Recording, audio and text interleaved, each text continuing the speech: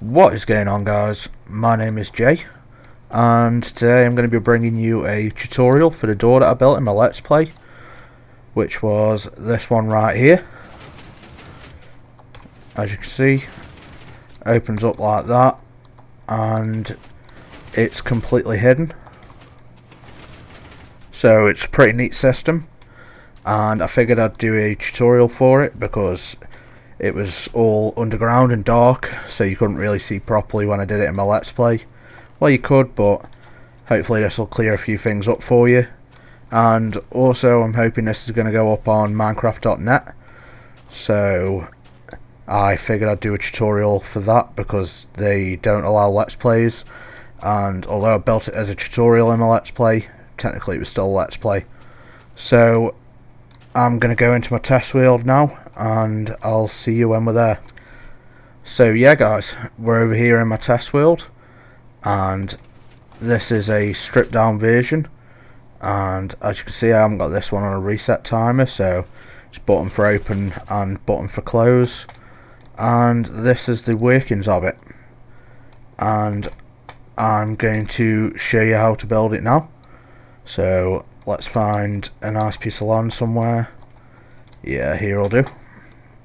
And the first thing you want to start with is your two sticky pistons, and I will just say, by the way, the two blocks that move up and down can be basically anything that can be moved by a piston, so it doesn't matter what they are really, as long as they're not obsidian or furnaces or something like that can't be moved. So yeah, two sticky pistons in the middle to start with, and you want to come to the left side and put a row of 4 blocks of your choice and another one at the end on top, so 2 at the end and 3 coming away from that. Then want to put 2 repeaters, both set to 1 tick, and a piece of redstone like that connecting to the pistons.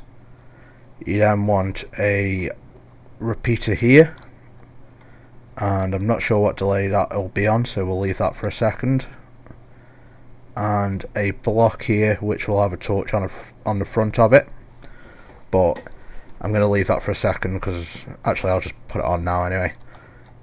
And we want to turn this into a monostable circuit, so we want a repeater going into it on a 2 tick delay, a piece of redstone behind it, sandstone block above it or a block of your choice, and a torch on the front, and finally a piece of redstone on top. So now if we press a button here, it'll give off a 1 tick pulse, which will leave this piston up there. That's perfect, so that's what we want. And on the way back down, this system, make sure it gives it an extra push up. But that's not it for these 2 pistons yet.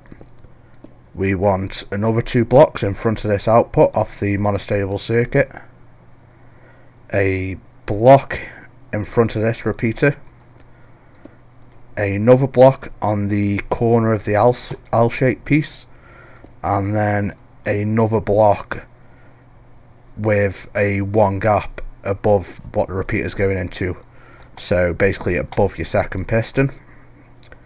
And we want a redstone torch facing the pistons, and a repeater here, and no, that's it.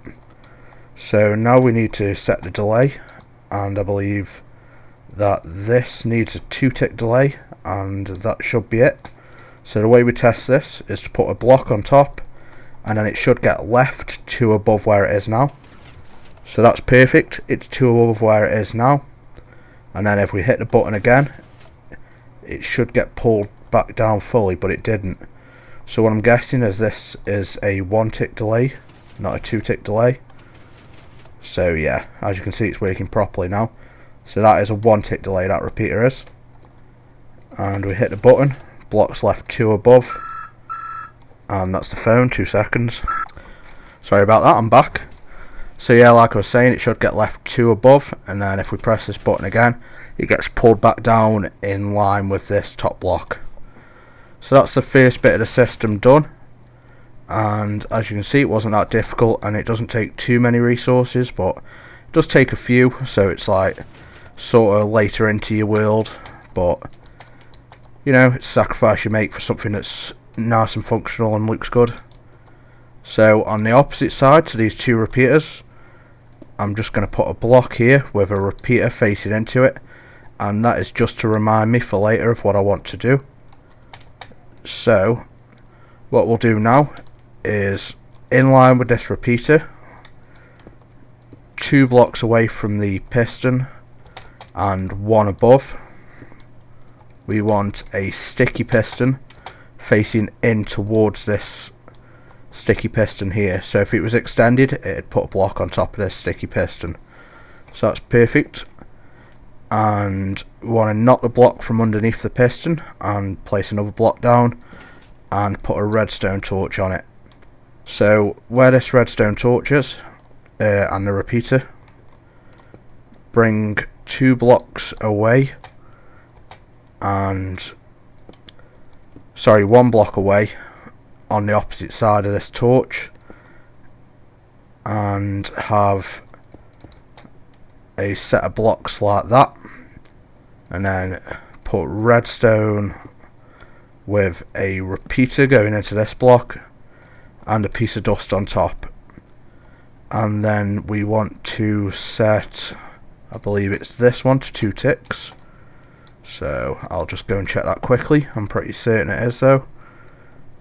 Over here, yeah, it's that one. It needs setting to 2 ticks. So we're right so far. And then this will be your input here for this torch. So I use redstone dust going into that block, and that is just for timing reasons in a sec, which I'll show you. But basically what should happen now is, this at the moment is set to the up state.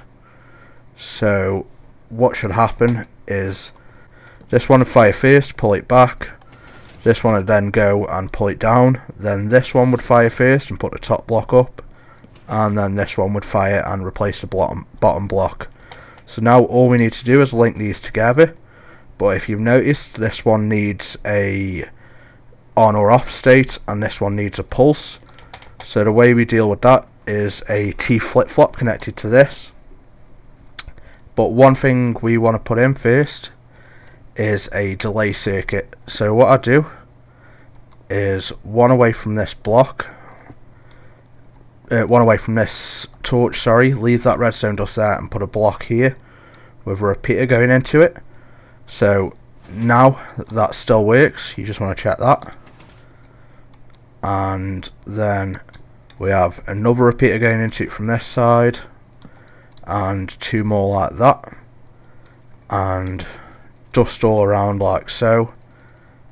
And these 3 repeaters set to a 3 tick delay on each of them. So if we put a redstone torch, you can see it retracts instantly, but then because of this delay, it takes a while before it goes back up. That's what we want to happen. And now we just need to connect a T flip-flop to this. So the version I like to use goes like that. It's a Tetris shape, and you want to dig 2 out next to this repeater and 2 next to it. And we want a redstone torch here with a sticky piston on it, a piece of redstone dust here, and a repeater and a piece of dust here. And this repeater needs to be set to 2 ticks. So again, that's just setting up a monostable circuit, and then a block above this piece of redstone, which will be your input. So what should happen now is, oh well, I messed that up. There'll be a block here like this, and when this gets an input, hang on, I've done something wrong here. Ah, that's the one. I need a torch on the front of this. So this is your output here, and you want a torch under that block, so that output's on at the moment, and then when it gets a pulse, it will toggle the output to off. So every time this receives a pulse, it'll change the output to on or off, and it does that using a one tick sticky piston method. So now all we need to do is connect these up and we're good to go. So the way I like to do it is the input for these double pistons is I like to come from the side and build 3 blocks, and it needs to have 2 repeaters set to full delay, and you need to make sure it's a repeater going into this block so it gives pulse to this one as well. And then redstone coming off, connecting to the other one, and again this doesn't need to have any delay on it, it's just the repeater, and you want to make sure it is a repeater so it also gives a signal to this dust down here. So now if I was to put a block here and give it a pulse, it should work. So as you can see, this one was pulled down and away, and then this one was pulled down completely, and if we press it again, it'll go up and stay up like that. So to cover that up, you'd have your walls either side of your doorway like so, and you'd have a floor here, so like that. So if you were standing here, this doesn't have to be 2 solid blocks, it can be glass panes as well, which is what I've used in my test world. But now if this gets a pulse, you'll be able to walk through the doorway, and then when it gets another pulse, it'll close up and you won't be able to. So it's a really secure mob proof door. It's a little expensive, but it's awesome for designing houses because you can have your door looking however you want, so it's still functional and aesthetically like good, and it can also be covered up. And whoa, got a bit of a lag spike here, don't know what all that was about. And yeah, that's basically it. All you'd need to do is, obviously you wouldn't have your button down here, you'd have it up by your door, so press your button for go in, have another button on the other side to close it, and it'll close up like that. Or if you want the self-resetting version like I've got in my world, what you do is you have this linked up as it is now, and then have on your input come away with a repeater and have 5 repeaters worth of delay probably. So set these 5 repeaters to full delay, and basically all that's doing is you're sending a pulse once, which is going through the system and opening the door, and then because there's a delay, actually let me just unlink this a sec, close it up. So you press it once, the pulse goes through and opens the door, and then a second pulse goes through and closes it. And you want to make sure you've got a repeater here so it doesn't act like a clock. And that's basically all there is to it. If you found this tutorial useful, guys, then please feel free to check out my channel if you're watching this on Minecraft.net, and subscribe for more tutorials like this, and also feel free to check out my Let's Play series.